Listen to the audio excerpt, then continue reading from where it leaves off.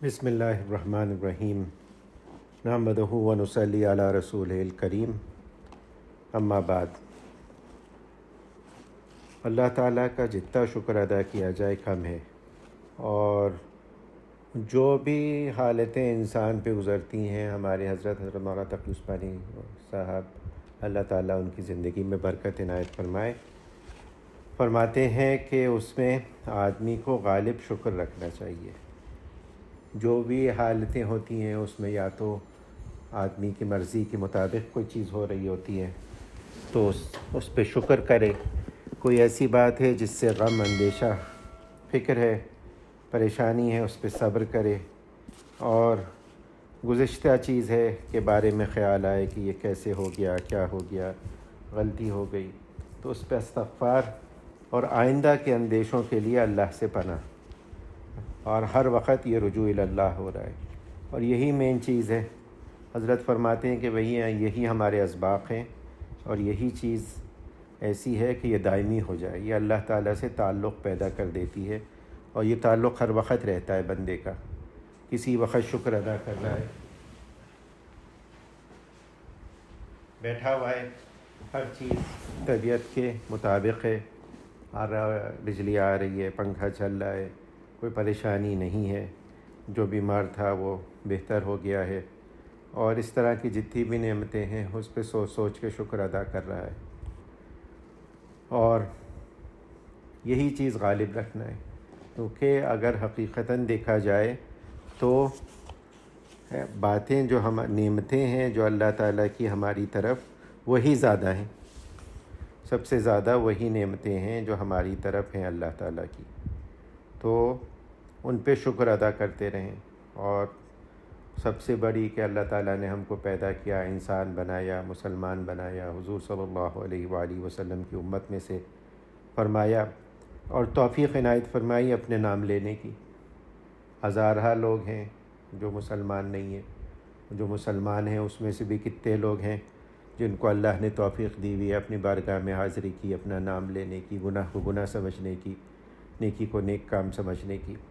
تو یہ ساری باتیں نعمت ہے اللہ کی، اور گناہ کو گناہ سمجھنا اور اس پہ توبہ استغفار کرنا یہ بھی اللہ کی بہت بڑی نعمت ہے۔ ندامت اللہ تعالیٰ عنایت کر دے اور آدمی اپنے کیے پر اب شرمندہ ہو، اس سے توبہ کرے اور اپنے حالات بہتر کرے، اور یہی حالات بہتر کرنا ہی اپنی اصلاح ہے۔ اسی لیے مل کے بیٹھتے ہیں، اسی لیے ایک دوسرے کو متوجہ کرتے ہیں کہ بھئی یہ زندگی گزری جا رہی ہے اور بالآخر ختم ہو جائے گی، اور کب ہوگی یہ معلوم نہیں، کسی کی آج ہو جائے گی، کسی کی کل، کسی کی 10 سال بعد، کسی کی اور زیادہ بعد، اور روز واقعات ہو رہے ہیں۔ بچپن میں بھی لوگ گزر رہے ہیں، بڑی عمر میں بھی گزر رہے ہیں، جوانی میں بھی گزر رہے ہیں، پتہ نہیں ہے کس وقت بلاوا آ جائے۔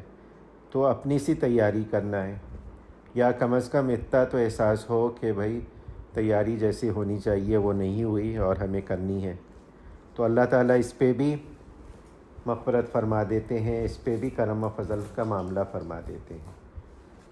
تو یہ بات ذہن میں رکھتے ہوئے ہم لوگ بیٹھتے ہیں، ایک دوسرے کو یاد دلاتے ہیں کہ بھئی زندگی کے ایام کی قدر کریں، جو وقت ہے یہ سب سے بڑا قیمتی سرمایہ ہے، اس کو ایسے کاموں میں صرف کر دیں جو اللہ کی رضا خوشنودی کے حصول کا ذریعہ بن جائے، اور یہ نہ ہو کہ قیامت کے دن حسرت کریں کہ بھئی وقت تھا کام کر لیتے، تو یہ اس وقت ندامت نہ اٹھانی پڑتی۔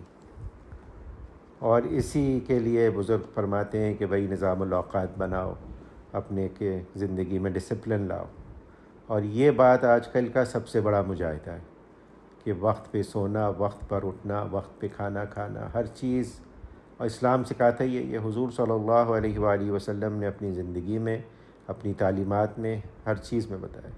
نماز کے اوقات مقرر ہیں، نماز اس میں پڑھنا ہے، مردوں کے لیے جماعت سے پڑھنا افضل ہے، بہت تاکید ہے۔ باقی فقہ میں تو واجب کے قریب ہے کہ جماعت سے نماز پڑھی جائے، ہمارے یہاں سنت مؤکدہ ہے حضرت حنفیہ کیا۔ حضور صلی اللہ علیہ وآلہ وسلم حدیث کا مفہوم ارشاد فرما رہے ہیں کہ اگر لوگوں کو فضیلت پتہ چل جاتی جماعت کی نماز کی تو گھسٹ کے آتے، جو چل نہ سکتے وہ زمین پہ اپنے آپ کو گھسیٹتے ہوئے لاتے اور مسجدوں میں فرض نماز ادا کرتے۔ اور حضور صلی اللہ علیہ وآلہ وسلم نے ارشاد فرمایا کہ میں کسی اور کو، مفہوم ہے حدیث کا، کسی اور کو امامت کے لیے کھڑا کروں، اور جو لوگ مسجد میں آئے نہیں ہیں فرض نمازوں کے لیے ان کے گھروں کو جلا دوں۔ تو بہت بڑی وعید ہے۔ تو اہتمام کرنا چاہیے مردوں کو کہ بھائی نماز مسجد میں جا کے پڑھیں جب تک کہ کوئی شدید عذر نہ ہو شرعی۔ تو اور یہ اس میں ہزارہ مسلطیں ہیں نماز مسجد میں پڑھنے کی۔ ایک آدمی کی نماز بھی قبول ہوتی ہے تو اللہ تعالیٰ اس کے صدقے تو فعل میں تمام لوگوں کی نماز قبول فرما لیتے ہیں۔ اور ہمارے بزرگ فرماتے ہیں کہ جس کو ابھی تک پر نماز باجماعت کی پابندی نہیں حاصل ہوئی اس کا تو سلوک ہی نہیں شروع ہوا ابھی تک، چاہے وہ 1000 تسبیحات، 1000 مراقبات، 1000 وہ عبادات کر رہا ہو لیکن نماز باجماعت نہیں پڑھتا، سنت مؤکدہ ہے، قریب بواجب۔ تو یہ ساری چیزیں ذہن میں لیتے ہوئے ہم اپنی زندگی کو مرتب کریں اور ایک پریکٹیکل نظام اوقات اپنا مقرر کر کے جس میں تلاوت بھی ہو، تسبیحات بھی ہوں، کچھ مواعظ یا دینی کتابوں کا مطالعہ بھی ہو، شامل ہو۔ حضرت نے جو دستور العمل برائے سالکین تجویز فرمایا ہے جو اپنے زیر اصلاح لوگوں کو دیتے ہیں، اس میں یہ بات واضح ہے۔ حضرت نے کہا ہے بھئی آپ کو 2.5 گھنٹے فارغ کرنے ہیں، اگر اتنی قربانی نہیں دے سکتے تو اپنا وقت بھی ضائع نہ کریں، میرا وقت بھی ضائع نہ کریں، یہ اصلاحی تعلق قائم کر کے۔ اگر 1.5 گھنٹے 2 گھنٹے کی قربانی نہیں دے سکتے جس میں فرائض ہیں، واجبات ہیں اور یہ ساری چیزیں پوری کرنی ہیں، نظام الاوقات بنا کے کام کریں۔ اور ایک چیز جس کی طرف سے بہت کوتاہی ہو رہی ہے وہ تکمیل توبہ ہے۔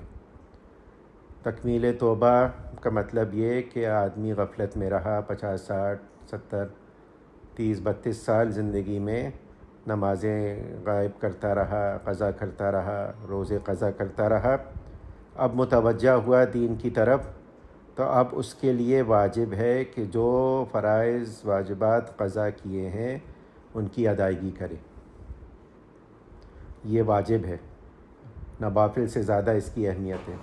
نمازیں اگر قضا کی ہیں پچھلی زندگی میں تو نمازیں ادا کرنی ہوں گی۔ تو یہ نہیں کہ بس اب شروع ہو گئے نمازیں، اب پچھلی نمازوں کا کوئی حساب نہیں، 20 25 سال کی نمازیں پیچھے رہتی ہیں، اس کی کوئی فکر نہیں۔ یہ واجبات میں سے حضرت امام غزالی رحمۃ اللہ علیہ نے فرمایا کہ توبہ جو ہے وہ پہلا قدم ہے سالک کا۔ جب تک یہ پہلا قدم مستقیم صحیح نہیں ہوگا آگے نہیں بڑھ سکتا۔ اسی لیے آج کل ہے تمام ایکٹیویٹیز ہیں، نوافل ہے، حج ہے، عمرہ ہے اور صدقات ہیں، خیرات ہے، ہر طرح کی چیزیں ہیں، حفظ قرآن بھی ہے اور دورہ تفسیر، حدیث، ہر چیز ہے، لیکن ان پہ نظر نہیں ہے کہ بھئی یہ جو ترتیب ہے فرائض کی ہے کہ صاحب ترتیب ہوا کہ نہیں ہوا، قضا نمازیں اپنی ادا کر لیں کہ نہیں ادا کی۔ تو یہ بھی جب تک نظام اوقات نہیں ہوگا نہیں ہو پائے گا، اس میں شامل کرنا پڑے گا۔ ایک ہیپ ہیزرڈ زندگی جس میں کسی چیز کا کوئی ٹائم نہیں ہے، جب جی چاہا سوئے، جب جی چاہا اٹھے، جب جی چاہا کھانا کھایا، یہ اسلام کے ساتھ کمپیٹیبل اور خصوصاً سلوک کے ساتھ تو بالکل بھی نہیں ہے۔ یہ تو پہلے بھی میں نے ذکر کیا تھا کہ پابندی اوقات جو ہے یہ کامیابی کا ذریعہ ہے، چاہے دینی ہو چاہے دنیاوی ہو۔ ہمارے بزرگوں کے بارے میں فرمایا جاتا ہے کہ وہ تو اپنے معمولات اور اپنے اوقات کے اتنے پابند تھے کہ لوگ کہتے تھے کہ گھڑیاں ملائی جا سکتی ہیں ان کو دیکھ کے۔ تو یہ چیز اپنی زندگی میں لانا ضروری ہے کہ بھئی ایک نظام الاوقات ہو، اور نظام الاوقات بھی ایک ایسا ہو جو کہ پریکٹیکل ہو۔ ایسا بنا لیا آپ نے، آئیڈیل بنا لیا کہ میں 3 بجے اٹھوں گا اور تہجد پڑھوں گا اور یہ پڑھوں گا اور وہ پڑھوں گا، اور 2 بجے آپ سو رہے ہیں رات کو، تو کیسے اٹھ پائیں گے؟ اگر فجر ہی کے لیے اٹھ گئے تو بہت بڑی بات ہوگی۔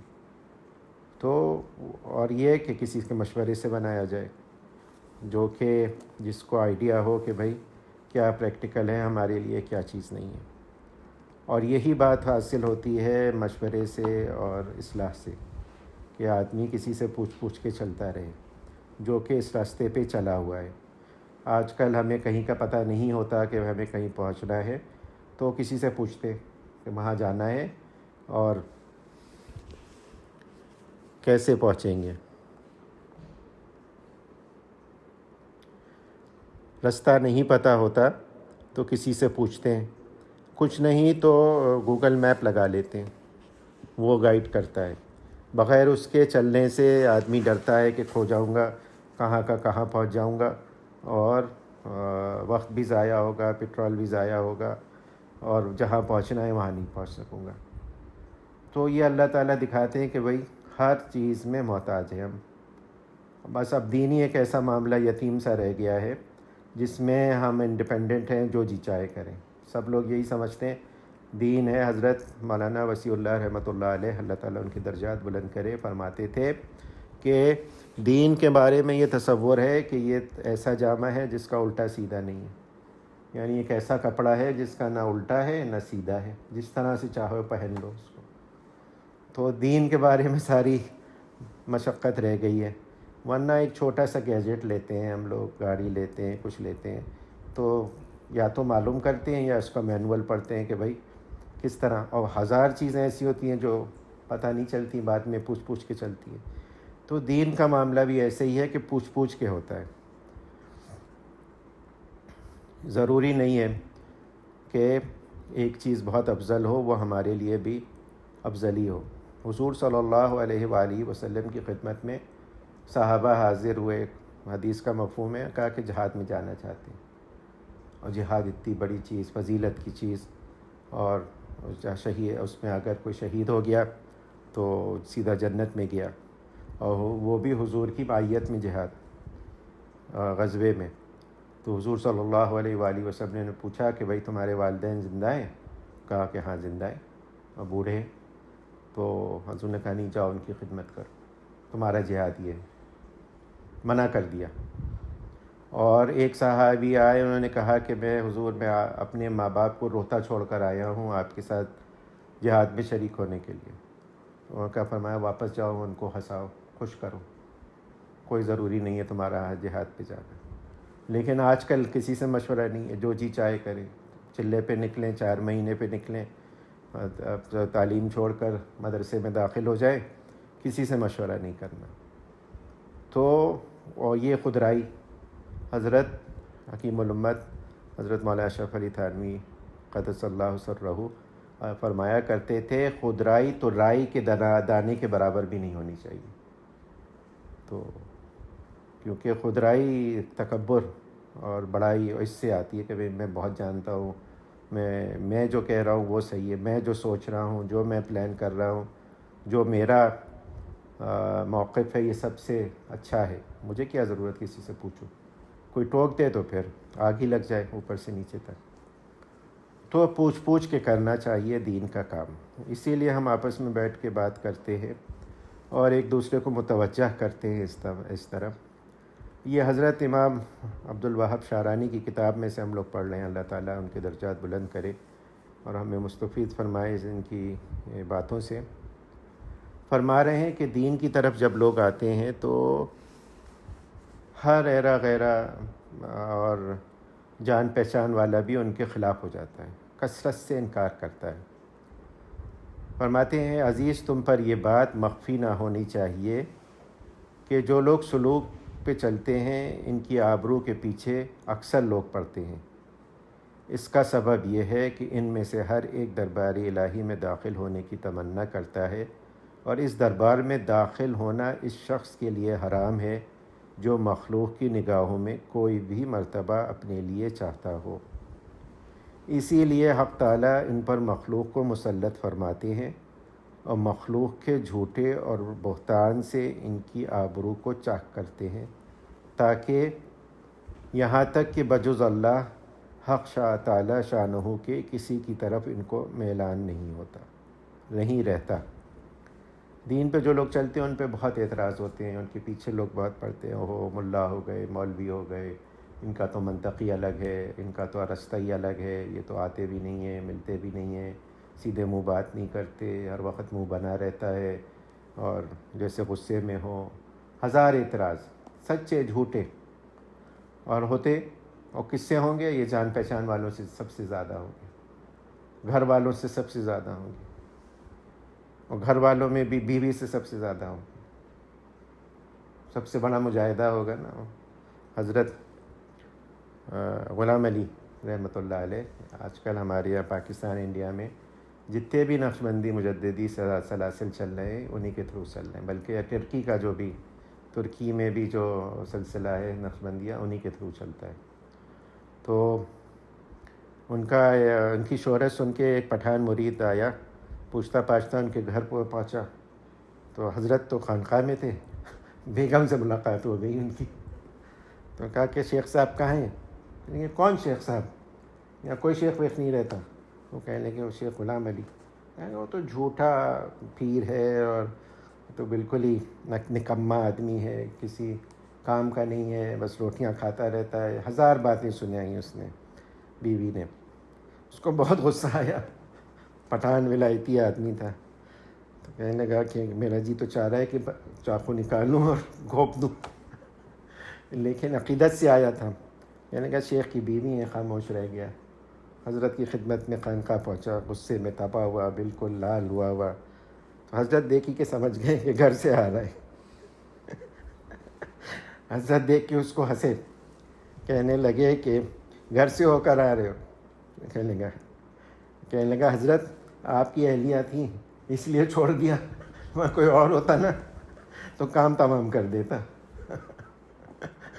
حضرت خوب ہنسے، کہنے لگے کہ بھائی جو مجھ کو مرتبہ حاصل ہوا ہے وہ انہی باتوں کو سننے کی وجہ سے ہوا ہے، میں ان پہ صبر کرتا ہوں۔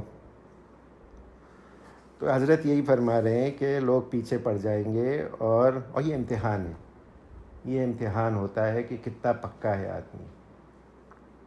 اگر تھوڑا بھی کچا ہوگا نا تو وہ ڈگمگا جائے گا، ہزار باتیں سنائیں گے، ہزار تانے دیں گے، اور پھر یہی ہوتا ہے کہ بندہ مخلوق کی نگاہوں میں کسی مرتبے کا خواہاں نہیں ہوتا۔ وہ سمجھتا ہے کہ بھائی میں تو کوئی نہیں، میرا تو اللہ تعالیٰ سے تعلق ہے، اور اللہ تعالیٰ یہی چاہتے، وہ بہت غیور ہیں۔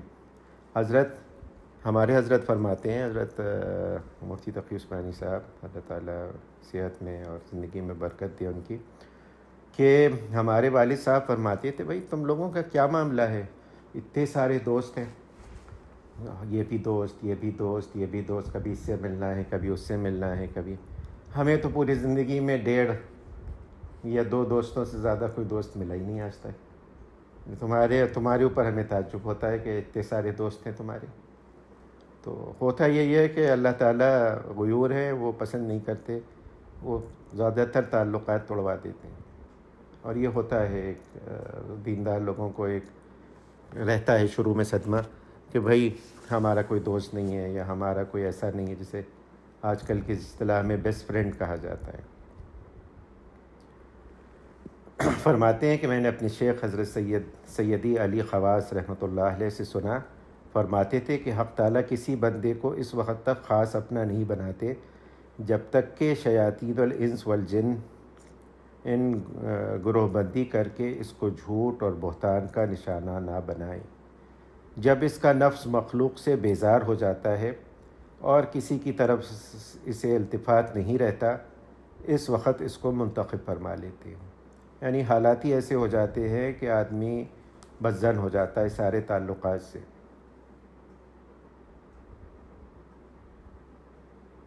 حضرت شیخ ابو الحسن شاذلی رحمۃ اللہ علیہ کا ارشاد ہے، چونکہ حق تعالیٰ کو یہ معلوم تھا کہ لوگ اس کے انبیاء اور اولیاء کرام کے بارے میں کچھ سے کچھ جھوٹ اور بہتان کی باتیں کہیں گے، تو اس نے ایک جماعت کی تقدیر میں شقاوت اور بدبختی لکھ دی، جنہوں نے خدا کے لیے بیوی اور بچے بنائے، کسی نے اس کی شان میں ید اللہ مغلولہ کہا، یہودیوں نے کہا تھا کہ اللہ تعالیٰ کے ہاتھ بندھے ہوئے ہیں۔ بس جب کبھی کسی ولی کا دل ان باتوں سے جو کہ اس کے بارے میں لوگ کہتے ہیں پریشان ہوتا ہے تو ہاتف غیبی اس کو پکارتا ہے کہ کیا تجھ کو اپنے خدا کے ساتھ اقتدا کافی نہیں ہے؟ لوگوں نے خدا کی شان میں بھی تو گستاخیاں کی ہیں، اس کے لیے بیوی بچے گھڑ لیے ہیں اور اس کی طرف وہ باتیں منسوب کی ہیں جو اس کی عظمت اور جلالت کے مناسب نہیں، حالانکہ سب کے سب اس کے احسانات میں از سر تپا غرق ہے اور سب کی جانیں اس کے قبضۂ قدرت میں ہیں۔ اس وقت ولی کو اس بات سے تسلی سی ہو جاتی ہے۔ یعنی یہ کوئی عجیب بات نہیں ہے، جب اللہ اس کے رسول کو نہیں چھوڑا لوگوں نے اور نیک بندوں کو نہیں چھوڑا تو ہمہ شمہ کس قطار میں، اور جو چلتا ہے اللہ کے رستے پہ اس پہ تو ہوتے ہی ہیں اعتراضات، ہوتے ہیں اور ہوتے رہتے ہیں، یہ نہیں کہ شروع میں ہوں گے ختم ہو جائیں گے، ہمیشہ ہی ہوتے رہیں گے۔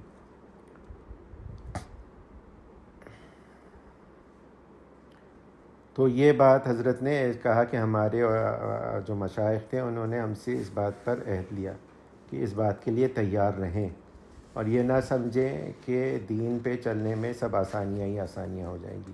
یہ ایک مغالطہ آج کل بہت عام ہے اور لوگ سمجھتے ہیں کہ بھئی ہم تو دین کا کام کر رہے ہیں، ہم دین پہ چل رہے ہیں، اس کے باوجود بھی ہمیں تکلیف پہنچ رہی ہے، اس کے باوجود بھی لوگ ہمارے خلاف ہو رہے ہیں۔ تو یہ کوئی نئی بات نہیں ہے۔ جب اللہ اس کے رسول کو نہیں چھوڑا لوگوں نے اور ابھی تک ان کی شان میں گستاخی کرتے ہیں تو اور لوگ کیسے اس سے بچ سکتے ہیں؟ تو یہ بات کوئی ان کامن نہیں ہے۔ اس میں حضرت اسی بات کی طرف متوجہ فرما رہے ہیں۔ اور دین پہ چلنا جو ہے مجاہدہ ہے۔ ایک تو مشقت، فزیکل مشقت ہے کہ عادتیں خراب ہونے کی وجہ سے اب اٹھنا مشکل ہے، وقت پہ سونا مشکل ہے، اور تو کچھ دیر نکال کے بیٹھنا مشکل ہے۔ آج کل مزاج ایسا ہو گیا ہے کہ ہر آدمی جلدی میں ہے۔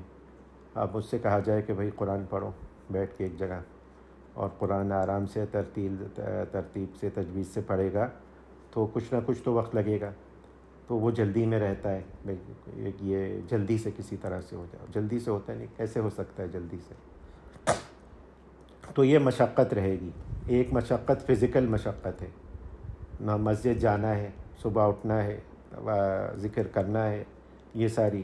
اور ایک ہوتی ہے ایموشنل اور مینٹل مشقت، وہ حضرت فرما رہے ہیں یہ ہے کہ یہ اس کے لیے بھی تیار رہے آدمی کہ اعتراضات ہوں گے، باتیں سننے کو ملیں گی، تو یہ ساری باتیں بھی یہ نارمل باتیں ہیں، یہ نہیں ہے کہ کوئی عجیب سی بات ہو، اس کے لیے بھی تیار رہے۔ اور یہ صحابہ کرام رضوان اللہ تعالیٰ علیہم اجمعین کے زمانے سے یہی ہے کہ حضور صلی اللہ علیہ وآلہ وسلم کے بارے میں کہتے تھے کہ بھئی یہ تو بھائی بھائی کو، ماں باپ بیٹا ماں کو باپ کو جدا کر دیتے ہیں، اور یہ تو نعوذ باللہ ساحر ہیں، یہ جادوگر ہیں، اور کیا کیا باتیں ان کے بارے میں کرتے تھے کہ ان پہ جن آتا ہے اور اللہ بچائے مجنون ہے، ان کو دماغ کا وہ ہے، تو یہ ساری باتیں کرتے تھے۔ تو یہ باتیں کوئی باتیں وہ نہیں ہیں پریشانی کی، اور آدمی اپنے دین پہ مستقیم رہے اور انشاءاللہ اس کا معاملہ اللہ سے درست ہو جائے۔ یہ بات اگر ہماری سمجھ میں آ جائے کہ پورے تصوف کا خلاصہ یہ ہے، بندے اور اس کا اللہ، یہ تعلق اور یہ معاملہ بالکل صاف ہو، اس میں کوئی گڑبڑ نہ ہو، نہ دھوکہ ہو، نہ جھوٹ ہو، نہ معصیت ہو، نہ کوئی ایسی چیز ہو، وہ صاف کر لے بس اللہ سے۔ باقی لوگ کیا کہتے ہیں وہ تو کہیں گے۔ حضرت تھانوی رحمۃ اللہ علیہ نے واقعہ لکھا کہ ایک امیر صاحب تھے، انہوں نے شادی کی، تو کہا کہ بھئی اب شادی کی ہے تو ہم اب خوب دل کھول کے پیسے خرچ کریں گے اور سب کو بہت اچھا کھانا کھلائیں گے۔ تو سب کو انہوں نے بہت ہی مرغن اچھا کھانا کھلایا۔ تو جو بھنگی اور جو بالکل ہی دیہاتی اور ایسے لوگ تھے نا، ان کو بھی وہی کھانا کھلایا جو خاص لوگوں کو کھلایا گیا۔ تو پھر بعد میں انہوں نے کہا کہ لوگوں کو بٹھایا کہ دیکھو لوگ کتنی تعریف کرتے ہیں، کیونکہ مقصد ہی یہی تھا کہ نواب صاحب کی تعریف ہوئی کہ نہیں ہوئی۔ تو جو امیر کبیر اچھے کھاتے پیتے شہر کے لوگ تھے انہوں نے تو بہت تعریف کی کہ واقعی امام انہوں نے بہت اچھا کھانا کھلایا، جبکہ کھانا تھا ہی بہت اچھا پکا ہوا تھا۔ لیکن جو بھنگی ونگی تھے وہ ان کو عادت ہی نہیں، کہ زندگی میں کبھی کھایا ہی نہیں تھا، تو انہوں نے ہر چیز میں عیب لگایا کہ بھئی یہ کیا کھانا ہے اس میں۔ ان کا کھیر کھائی، کہنے لگے تو بالکل پھیکی ہے، کہ بہت ہی لذیذ کھیر تھی، کیونکہ وہ لوگ گڑ کھانے کے اور اس چیزیں کھانوں کے وہ تھے، عادی تھے۔ تو اعتراض انہوں نے بھی کیا، تو اعتراض تو کریں گے لوگ۔ اور دین کے معاملے میں آج کل جتنی اجنبیت ہوتی جا رہی ہے نا، لوگ سمجھتے ہیں کہ بس دین یہ ہے کہ اللہ کو ایک مان لیا، کلمہ پڑھ لیا، آپ کے پاسپورٹ میں مسلمان لکھا ہوا ہے، بس یہ دین ہے۔ آپ جب فارم بھرتے ہیں اس پہ اسلام لکھ دیتے ہیں، بس یہ دین ہے۔ اب دین کیا مطالبہ کر رہا ہے؟ دین مطالبہ کر رہا ہے کہ بھئی اللہ کو جب ایک کہا ہے تو ماننا بھی ہے اور عمل بھی کرنا ہے اس پہ، ہر چیز پہ۔ اس نے کہا ہے نماز پڑھنی ہے تو نماز پڑھنی ہے، مسجد میں جا کے پڑھنی ہے، جھوٹ نہیں بولنا ہے، یہ نہیں کرنا، غیبت نہیں کرنا، مکس گیدرنگ نہیں کرنا، فلاں چیز نہیں کرنا۔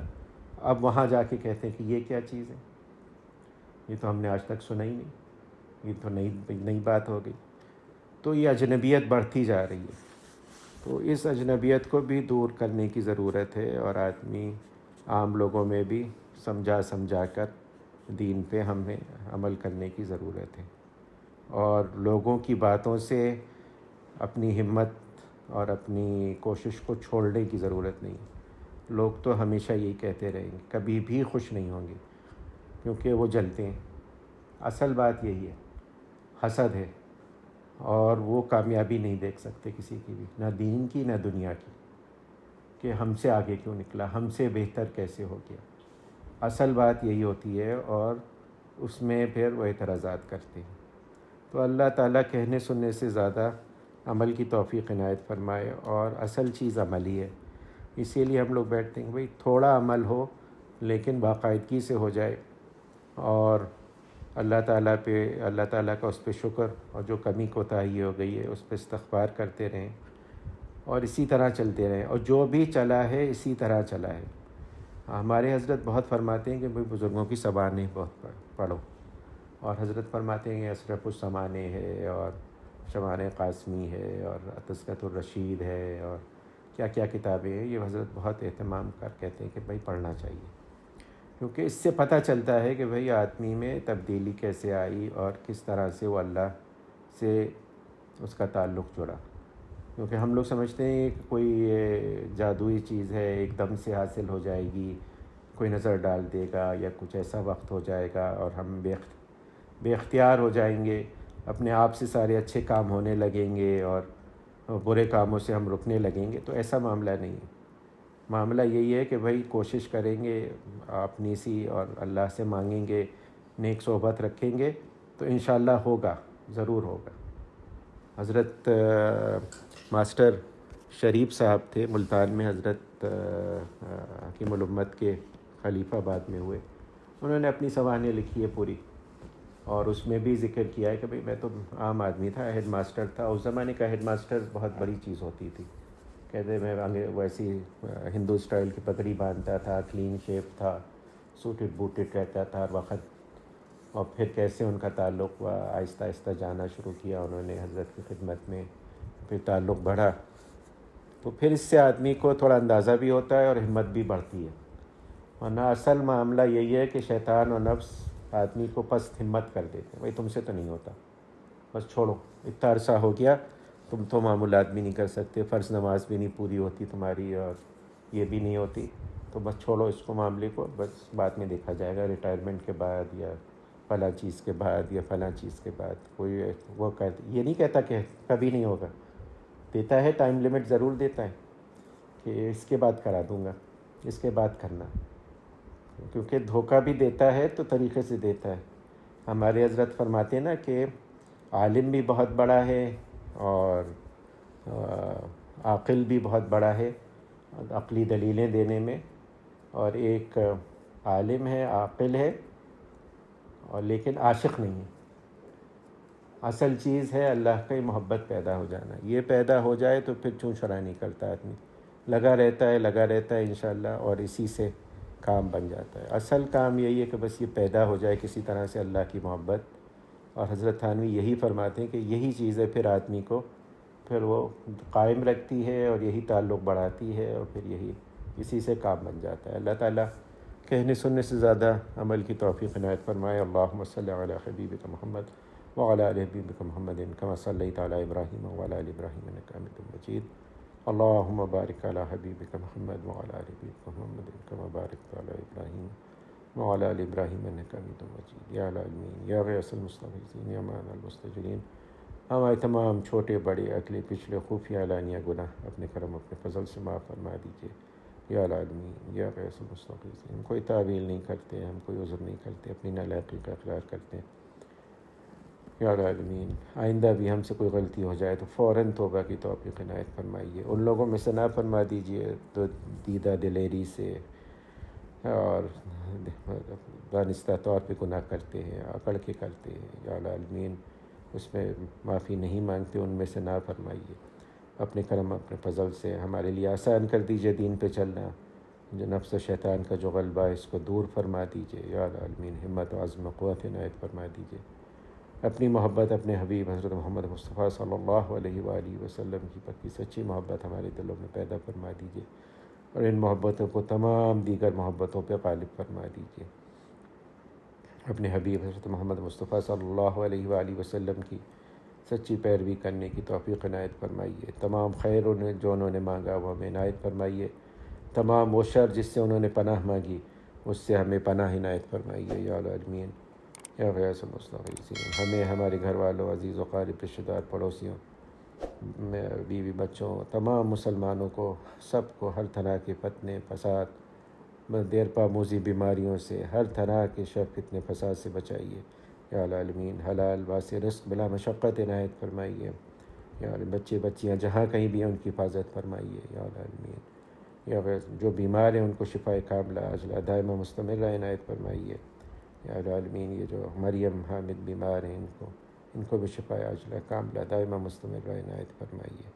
یا العالمین مسلمان جہاں کہیں بھی مظلوم ہیں ان کی مدد و نصرت فرمائیے. برما میں, کشمیر میں, فلسطین, افغانستان, شام, ہر جگہ پہ ان کی مدد و نصرت فرمائیے. اللہم اغفر لامت محمد صلی اللہ علیہ وآلہ وسلم. اللہم فرج عن امت محمد صلی اللہ علیہ وآلہ وسلم. اللہم ارحم امت محمد صلی اللہ علیہ وآلہ وسلم. یا العالمین جو مانگا وہ عنایت کر دیجیے. جو مانگنا چاہیے تھا یاد نہیں آیا, ہمارے لیے مناسب بہتر ہے, وہ بھی اپنے کرم اپنے فضل سے عنایت فرما دیجیے. اور سب سے بڑھ کر یہ کہ ہم سب کو اپنے اولیاء میں عافیت کے ساتھ شامل فرما لیجیے. وصلی اللہ تعالی علی خیر خلقہ ونور عرشہ مظہر لطفہ محمد وآلہ وصحبہ اجمعین برحمتک یا ارحم الراحمین.